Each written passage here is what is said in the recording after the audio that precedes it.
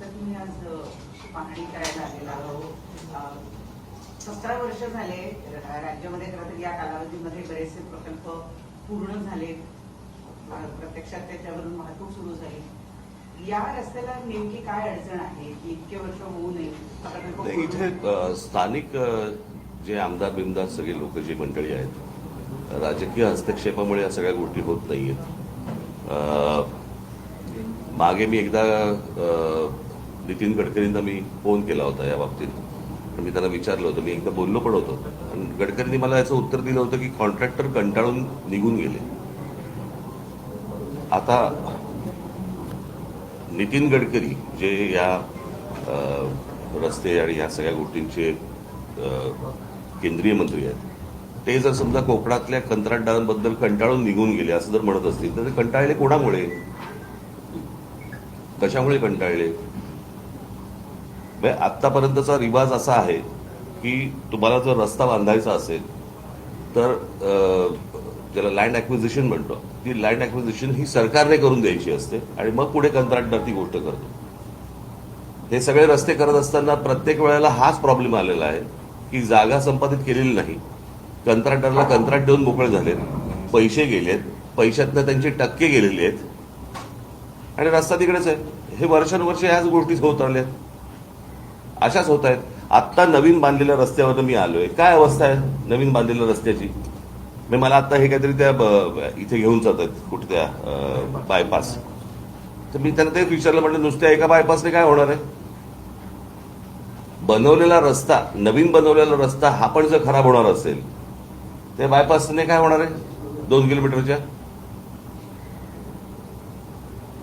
काय आपण राज्य म्हणून हे माझ्या राज्यातलं आहे, हे नीट व्हायला पाहिजे, चांगलं व्हायला पाहिजे, याच्या दृष्टिकोनातनं विचार न करता याच्यातले टक्के किती मिळतील या गोष्टींवरतीच जास्ती विचार आहे. आमच्या जमिनी कशा विकल्या जातील, जमिनी घेऊन ठेवायच्या, हेच व्यवहार नुसते सुरू आहे. तो बाकी काय सुरू आहे मला जरा सांगा महाराष्ट्रात? आता हे तिसऱ्या मुंबईचं केलंय, बरोबर आहे? आता हे तिसरे मुंबई हे सगळ्यात जास्ती महत्वाचं आहे. ही तिसरी मुंबई आता काय, तिसरी मुंबई काय, दुसरी मुंबई काय चालू आहे, ह्या तिसऱ्या मुंबईची जाहीर केलंय. आता मी तुम्हाला साधी गोष्ट फक्त वाचून दाखवतो. या तिसऱ्या मुंबईमध्ये काय गोष्टी येणार आहेत तर इथे educational city, medical city, sports city, data centre, global capability centre, संशोधन संस्था आणि बीकेसी पेक्षाही मोठं व्यावसायिक केंद्र उभारलं जाणार आहे. आंतरराष्ट्रीय विद्यापीठ, जागतिक तंत्रज्ञान कंपन्या आणि उच्च मूल्य सेवा उद्योगांना आकर्षित करण्याचा प्रयत्नही सुरू आहे. म्हणजे इथे तिसऱ्या मुंबईमध्ये तुम्हाला काय आणायचंय हे महाराष्ट्राला माहिती आहे का?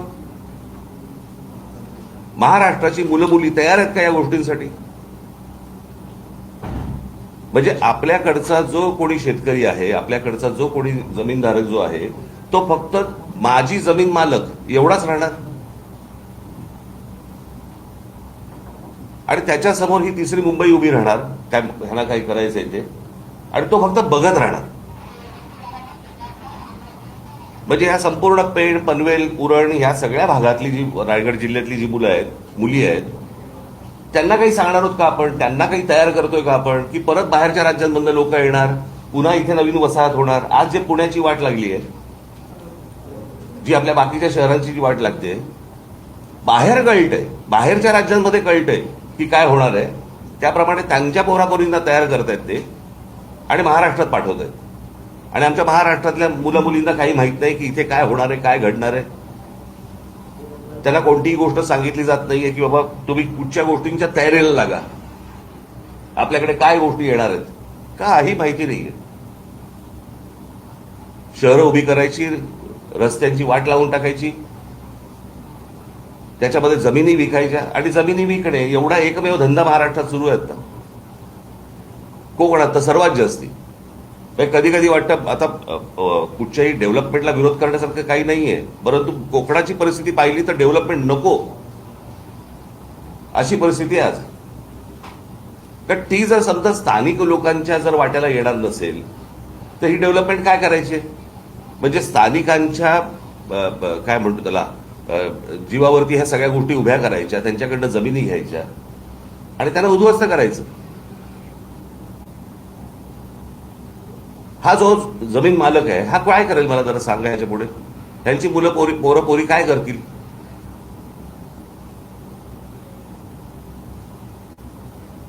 काय चाटायचे तर रस्ते.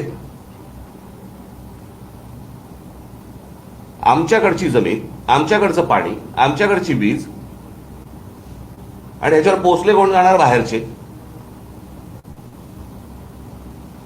महाराष्ट्रामधल्या मुलामुलींच्या उपयोगाची जर समजा प्रगती, डेव्हलपमेंट ही जर होत नसेल, काय चाटायची ती प्रगती?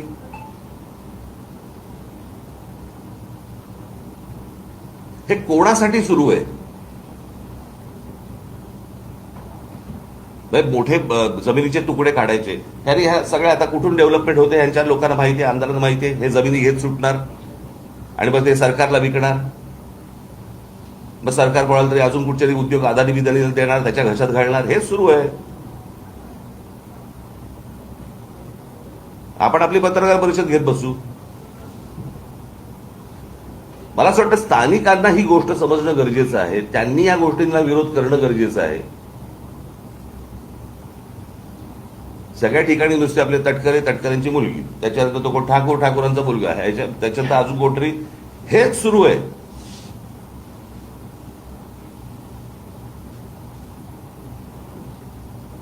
आणि आमच्या लोकांना समजत नाहीये की काय प्रकारचं पुढे काय त्यांच्या समोर आयुष्यात वाढून ठेवलेलं आहे. का आईने अंधकार निवडणुकीच्या तोंडावरती फक्त पैसे घ्यायचे आणि काही जे आता पैसे वाटायचे, बस मतदान होत आहे. आमदार निवडून येत आहेत, खासदार निवडून येत आहेत, आमच्या पायाखालच्या जमिनी जात आहेत, जाऊ देत. असाच महाराष्ट्र विकला जाणार. सर्वाधिक उद्योग किंवा सर्वाधिक गोष्टी या रायगड जिथे आपण आता आहोत या संपूर्ण परिसरामध्ये मोठ्या प्रमाणात होताना दिसत आहेत. पण इथेच पालकमंत्री पदावरून वाद सुद्धा सातत्यानं, मला ते फालतू गोष्टी आहेत, त्या अत्यंत फालतू गोष्टी आहेत. पालक म्हणजे कोण? आईबाप ना. यांना आईबाप मानायचे का? माझं मत आहे, सरकार नावाची एक गोष्ट असते. सरकारने ह्या गोष्टींचे निर्णय घ्यायचे असतात. सरकारने आपल्या लोकांचं जे काही हित आहे ते सांभाळायचं असतं. हे काय पालकमंत्र्याचं काम नाहीये ना. म्हणजे आता त्या सिंगापूरच्या कुठच्याही कंपनीला सांगितलेलं की 30 आठवड्याच्या आत आम्हाला संपूर्ण आराखडा आखून द्यायचा आहे. माहितीये का रायगडला? आमच्या मुलामुलींना माहिती आहे का कोणत्या प्रकारचे जॉब्स येणार आहेत? काही कल्पना आहे का आपल्याला? काही माहिती नाहीये.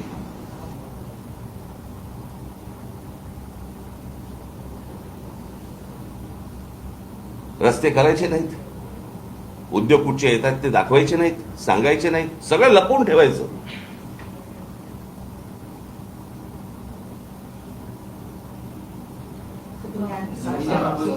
सोयीस्कर सर्वसामान्य लोकांना अंधारात ठेवलं जाते. अर्थातच. मग म्हणजे काय? ते कोणाच्या ते उद्योगपतींच्या हिताचं सगळं सुरू आहे ना. अजून काय सुरू आहे?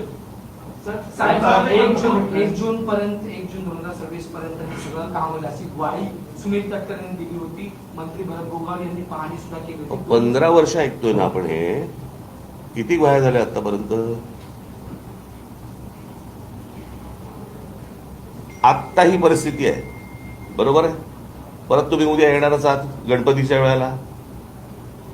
मग आमच्या चाकरमानी कसे अडकले आहेत आणि मग कसे खड्डे पडले वर्षानुवर्ष. ते मला असं वाटतं 15 वर्षापूर्वीचं फुटेज काढून जरी तुम्ही आता दाखवलं तरी तेच आहे. नवीन कशाला पाहिजे तुम्हाला? यावर्षी ते चित्र आहे, कारण अनेक चाकरमानी रस्ता खराब असल्यामुळे ट्रेनचा पर्याय घेते. तर अजूनपर्यंत 30 गोष्ट सुरू आहे असं कोणाला असं वाटतं का तुम्हाला? 30 गोष्ट म्हणजे गेली, मला असं वाटतं स्वातंत्र्य मिळाल्यापासून तेच सुरू आहे ना. आपल्याकडे अजूनही कोणत्या प्रकारचे नवीन विषयच आहेत नाही निवडणुकीला. आम्ही नोकऱ्या देऊ, आम्ही पाणी देऊ, आम्ही रस्ते देऊ, हे सुरू आहे अजून. मी मागे एकदा माझ्या मुलाखतीमध्ये मी सांगितलं होतं, मी एकदा स्वित्झर्लंडला गेलो होतो, बरीच वर्ष झाली त्याला. आणि तिथे गेल्यानंतर मला सगळी तो देश फिरत असताना मला पहिला प्रश्न पडला, तिथला विरोधी पक्ष भांडतो कशावर? सगळं सुंदर आहे, सगळ्या नोकऱ्या आहेत, गाड्या आहेत, सगळं छान आहे. मग तिकडचा विरोधी पक्ष काय म्हणतो, काय देऊ? आपल्याकडे हेच सुरू आहे वर्षानुवर्ष. आपण त्याच विषयांवरती निवडणुका लढतो, तेच विषय सुरू आहेत. काही त्याच्यामध्ये बदल नाही. तुम्ही आता तिसऱ्या मुंबईवरती बोललात, परंतु मुख्यमंत्र्यांकडून असं वारंवार सांगितलं की जेव्हा कुठे विकास होत असेल तेव्हा सुरुवातीला विरोधकांकडून विरोधच होतो, त्यानंतर अरे विकासाला विरोध नाहीये. माझं म्हणणे, माणसांना अंधारात ठेवू नका. इथल्या मुलामुली आपण तेच बोलतोय का? साहेब, एक प्रश्न माणगाव आणि रोहा यामध्ये मुंबई दिल्ली कॉरिडॉर येणार होते आणि त्यासाठी शेतकऱ्यांची सुरुवातीला भूसंपादन जागा काढण्यात आली आणि तेव्हा सांगण्यात आलं होतं की रासायनिक जे कारखाने आहेत ते येणार नाही. मात्र आता प्रत्यक्षात जे आहेत ते रासायनिक कारखाने अरे मी मागे पण एकदा इथे कोकणामध्ये आलो असताना मी म्हटलं होतं की तुम्ही हे जे उद्योग येत आहेत ह्यांच्यामध्ये पार्टनर व्हा. कळलं का? तुम्ही जमिनी विकून तुमचा विषय संपला. आपण एक त्यातलं सुंदर उदाहरण जर समजा आपण बघितलं तर पुण्यामध्ये मगरपट्टा, बरोबर आहे. सगळे शेतकरी एकत्र आले, सगळ्या शेतकऱ्यांनी मिळून एक मोठ्या प्रकारचा एक प्रकल्प उभा केला, बरोबर आहे. ते जमीन मालकही राहिले आणि प्रकल्पाचे मालकही राहिले. मग ही गोष्ट आपल्या महाराष्ट्रात इतर ठिकाणी काय नाही होत?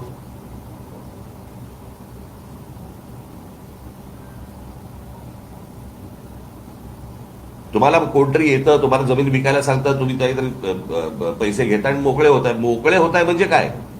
मी अनेकदा सांगत आलेलो आहे, तुमचं अस्तित्व ही तुमची जमीन आहे. तुमच्या पायाखालची जमीन गेली की तुम्ही कोणत्याही भागाचे कोणी नाही आहात. तुमचं अस्तित्व संपलं. हे रासायनिक कारखाने बिरखाने खूप नंतरची गोष्ट.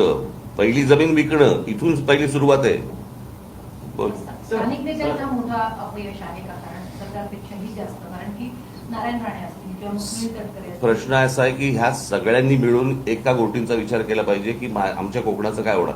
हे बघा, प्रश्न असा आहे की हे जर समजा सगळे आमदार एका आवाजात बोलले असते तर इतकी वर्ष लागली असती का रस्त्याला? म्हणजे कोकणात रस्त्यावरून फिरताना रस्ते लागणं काय असतं एखाद्या गोष्टीचे, हे कळतं आपल्याला. सर, प्रश्न असा आहे की एक सेकंड, या ठिकाणी स्थलांतर थांबत नाही. गेले कित्येक वर्षापासून कोकणात बरेच नेते काम करतात. तर स्थलांतरावरती आपण काय काम करणार आहात का? आणि लोकल ट्रेन सुरू होत नाही मांजरापर्यंत. काय स्थलांतर? इथल्या लोकांना जॉब नाहीत, नोकऱ्या, त्याच्यामुळे ते मुंबईला जातात, पुण्याला जातात. तर ह्या ठिकाणी गावाच्या गाव बंद पडलेले. त्याच्यासाठी काय उपाययोजना होणार आहे की नाही? अरे मग मी आता काय बोललो रे तुम्हाला माझ्या बोलण्याचा हे कळत नाही का रे? की जर समजा इथे या गोष्टी येत आहेत तर तुम्हाला समजल्या पाहिजेत ना रे. तुम्ही पत्रकार आहात, तुम्ही शोधल्या पाहिजेत ना. तुम्ही लोकांचं प्रबोधन केलं पाहिजेत ना. तुम्ही स्थानिक आहात ना की नाही आहेस? स्थानिक आहेस, मग या गोष्टी केल्या पाहिजेत ना.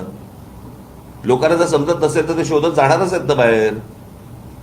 त्यासाठी एमआयडीसी वगैरे असे प्रकल्प येतील. एमआयडीसी वगैरे, अहो एमआयडीसी कुठे घेऊन बसलाय? मी आता काय वाचून दाखवलं तुम्हाला?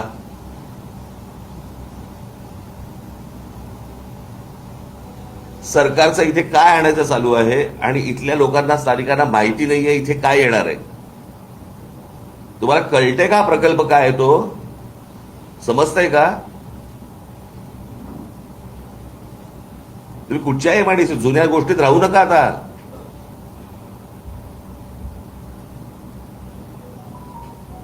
सर, मुंबई गोवा महामार्गावर खारपाडा आहे आणि सुकेळी किल्ला अशा 40 किलोमीटरच्या अंतरामध्ये टोल आहे आणि त्याचा भूदंड मोठा पडणार आहे. अशा तर एकदा सर तुम्ही सांगितलं की केंद्रीय मंत्रींनी स्वतः हात टेकलेले, माहिती सोल्युशन काय आहे?